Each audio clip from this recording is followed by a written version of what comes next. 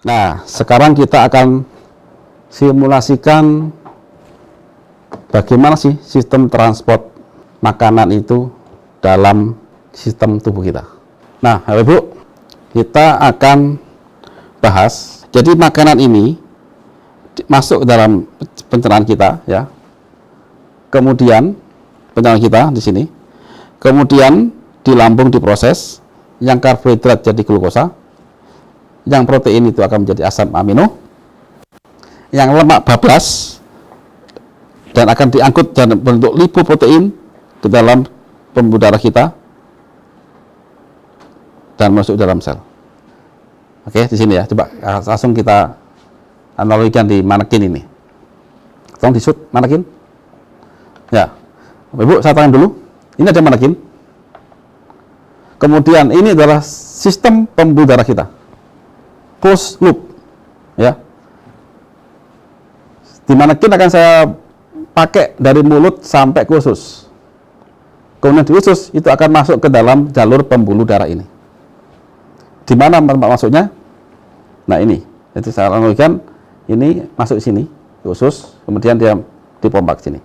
Oke, sekarang kita fokus ke jalur pembuluh darah ini ya. Nah, di sini saya ada dua pompa. Pompa ini analogi jantung. Bisa minta pointer ya. Nah,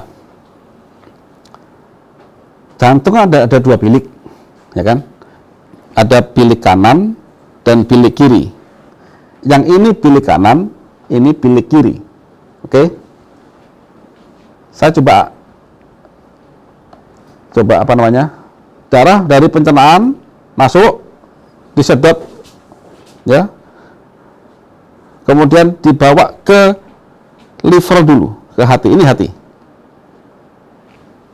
Ini pointer. Ini hati ya. Kelihatan?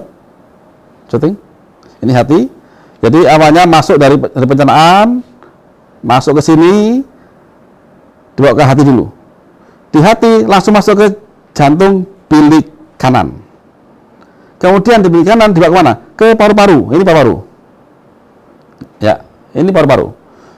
Dari paru-paru itu tempat exchange antara CO2 dengan O2. CO2 dibuang, O2 diangkat. Kemudian dari paru-paru dibawa ke bilik kiri jantung. Dari bilik kiri dipompa dia. Nah, dipompa ya. Dipompa ya.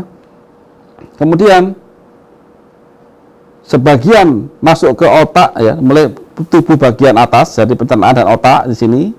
Kemudian setelah itu dia balik lagi ke jantung lagi, yaitu jantung bilik kanan. Jadi muter ya. Kemudian sebagian lagi dia ngalir sini ke bagian tubuh bawah, mulai dari pinggang ke bawah sampai kaki, balik lagi dia. Sebagian lagi masuk ke filter ginjal. Nah, di ginjal akan ada dua pemisahan, satu darah yang bersih dari hasil metabolit dibawa lagi ke bilik kanan, kemudian satu lagi ini adalah air kencing kita yang sekarang di di situ ya. Ini jadi ini buangannya, ini air kencing kita. Coba kita jalankan dulu ya. Kita jalankan dulu bagaimana jadinya. Ya.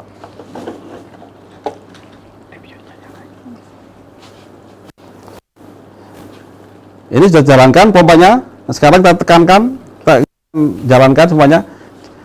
Jantung sistem peredaran darah ini mempunyai tekanan, ya kan? Karena filter juga butuh tekanan. Di ginjal itu butuh tekanan. Tekanan osmotik namanya.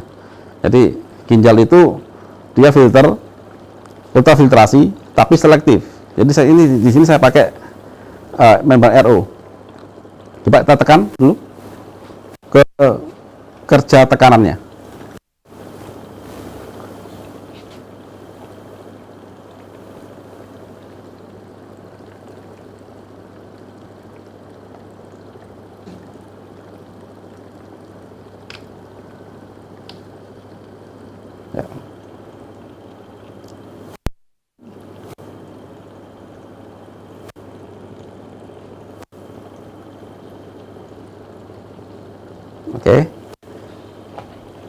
Nah, kita lihat di sini darah ini, kita ngerti darah berputar ya. Di dalam masing-masing ini saya anggap sebagai sel ya, sel organ, sel tubuh semuanya sel. Dia mengexchange. Jadi dia akan mengexchange nutrisi. Kemudian di ginjal itu dipisahkan. Nah, di ginjal jadi air kencing nanti ini. Ini coba diangkat. Netes ya. Bening kan? Kita filter secara selektif di situ. Kita lihat si tekanannya. Kita anggap aja sekali lagi asumsi. Tekanan peredaran darah dari sistem kita itu adalah pada sistol itu sekitar 2,5 bar. Pada diastolnya ini nggak kebaca ini karena kita ini masih belum sempurna total ya, nanti kita bisa perpendek. Yang jelas dia sistol diastol lebih tinggi sistol karena dia nekan. Ini nyedot ya. Nah, Ibu lihat begini. Nah, sekarang kita lihat ada perbedaan warna. Yang ini pekat, yang ini slightly agak-agak merah dikit gitu kan. Ini persis urin kita. Nah, sekarang bagaimana kalau saya kasih dia minyak? Saya masukkan dia minyak. Kita tes sekarang.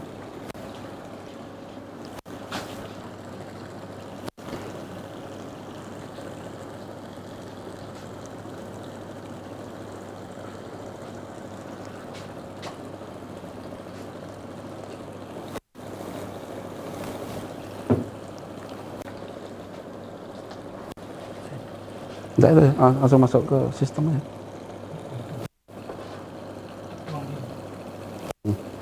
Ya, itu aja di apa?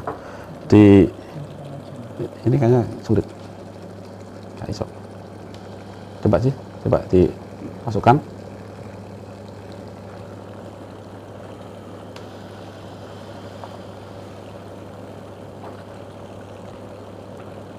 Ya, sambil menunggu apa namanya proses berjalan.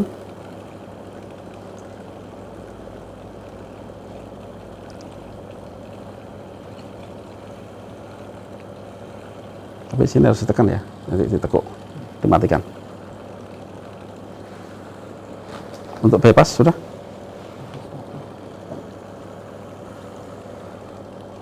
Harus bebas juga. Ya, masuk.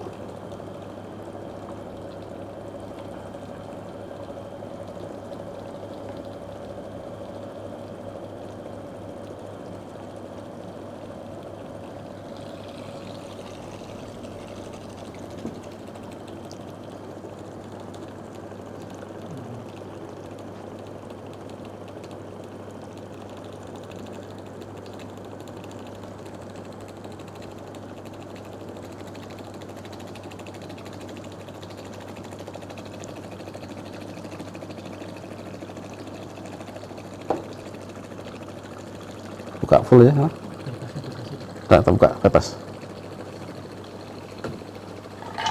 Masuk terus. Ya, masuk terus. Cepetan.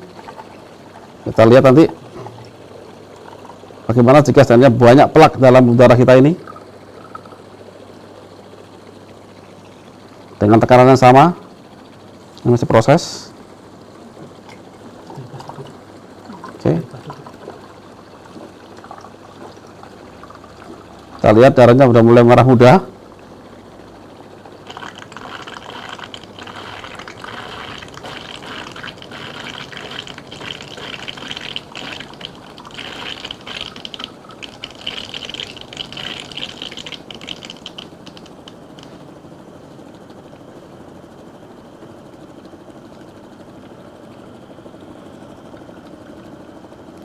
Terus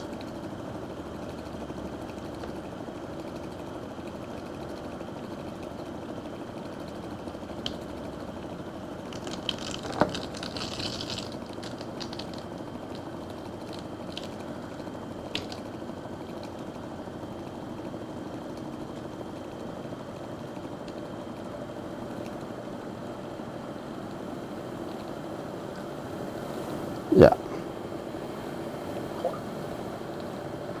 Nah, di sini dulu kita sudah melihat mulai banyak sekali tumpukan-tumpukan plak ini. Ya. Karena hal ini kan berlangsung lama. Maka lama-lama maka akan meningkatkan tekanan ini pada pembuluh darah. Yang apanya tadi 2,5 bar dan naik dikit. Hampir ke 3 bar. Dan ini apabila terus ditambahkan minyak terus, karena kita tidak bisa menghindari minyak, dan pasti terjadi ini, maka someday ini akan buntu, maka bisa terjadi jantungnya yang tak kuat, atau pecah darahnya, atau ginjalnya jebol. Ya di sini. Ini analogi yang sederhana. Kenapa jawabannya? Karena banyak lama-lama kalau dari sistem pada darah aja sudah tahu apa akibat jangka panjang. Belum lagi sistem yang lain nantinya mengganggu reseptor insulin, maka Anda akan diabetes. Apabila ini ketemu oksigen dan dia jadi keton radikal, maka Anda akan kanker dan lain-lain. Sedemikianlah beratnya. Jadi hipertensi itu adalah gunung es sebenarnya. Apabila Anda melakukan hipertensi, TG Anda mulai tinggi, kolesterol tinggi, hati-hati, ada sistem yang bermasalah dalam tubuh Anda.